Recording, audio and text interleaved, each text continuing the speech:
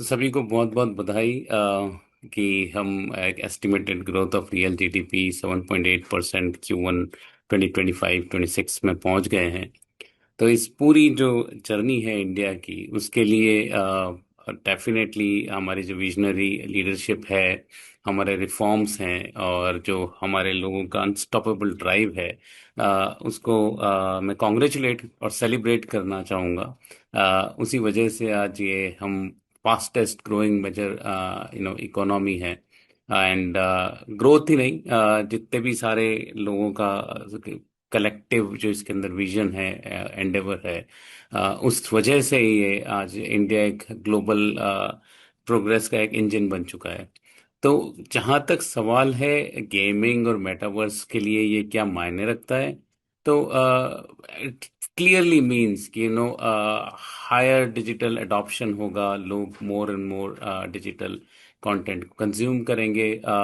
लोगों की consumer spending बढ़ेगी। जब स्पेंडिंग बढ़ती है तो गेमिंग डेफिनेटली, बिकॉज एंटरटेनमेंट का साधन है। और इन्वेस्टर्स का इस वजह से, इन सब वजहों से इन्वेस्टर का कॉन्फिडेंस भी बढ़ता ही है।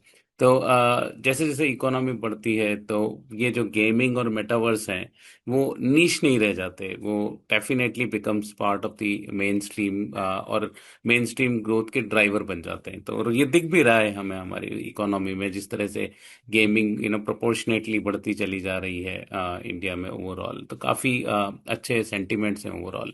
तो जो और जो रोबस्ट जीडीपी ग्रोथ है हमारी Q1 FY की, उसका मतलब डिजिटल सेक्टर एक्सपेंशन जो है, वह जहाँ पर वो मेटावर्स और गेमिंग बहुत ज़्यादा इम्पोर्टेंट फैक्टर प्ले कर रहे हैं इस पूरे ग्रोथ के लिए। चाहे वो यूज़र एंगेजमेंट हो, चाहे वो वैल्यू क्रिएशन हो for the global scale transition. Even हमारा भी प्रोडक्ट वो स्टार्ट हुआ था इंडिया का विद इंडियन, इंडिया का अपना मेटावर्स आज पूरे गल्फ में, यूरोप में सब जगह जा रहा है। We are like UPI story. तो वो दिख रहा है, सब वो पूरी इंडस्ट्री में दिख रहा है इन जनरल। सो वो है जो गवर्नमेंट का जो पुश है डिजिटल इंडिया को लेके, उसमें भी जो इम्प्रूव्ड इंफ्रास्ट्रक्चर जो है वो डेफिनेटली इस पूरी ग्रोथ को बहुत ही ज़्यादा पुश कर रहा है। जो ब्रॉडबैंड हमारे पास है, जो कॉस्ट इफेक्टिव रिसोर्सेज हमारे पास हैं, उस और इस वजह से जो एक्सेस है हमारी और हमारे यूथ की about the globe, about the world, वो बहुत ज़्यादा हो चुकी है। वर्चुअल इकोनॉमी अपॉर्चुनिटीज़ बहुत ज़्यादा अवेलेबल है उन लोगों के लिए अब। तो इंडिया का बच्चा हो चाहे दुनिया का बच्चा हो, वो एक ही लेवल पे आ चुके हैं आज की तारीख में, बिकॉज बॉर्डर्स कंप्लीटली गॉन।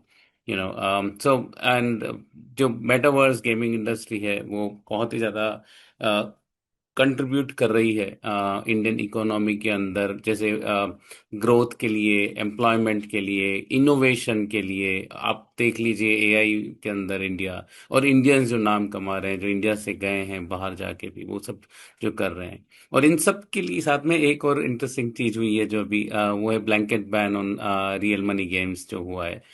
एक काफी डिसाइसिव शिफ्ट है वो इंडिया के लिए, जिस वजह से गेमिंग मेटावर्स नैरेटिव जो है वो बहुत ही स्ट्रांग हो जाएगा।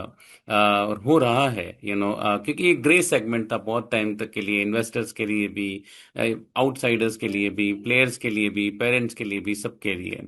तो इस वजह से भी एक जो ग्रे एरिया है वो हट गया है। तो अब पूरा फोकस जो है वो e sports, console, casual gaming, metaverse और 3D कॉमर्स, और 3D commerce fuelled with lot of artificial intelligence, और उसकी नेटिव कंपनीज अब इमर्ज होगी इस डिजिटल इकोनॉमी में, जो इस चीज को बहुत ज्यादा पुश करेगी। तो this is where we are headed to.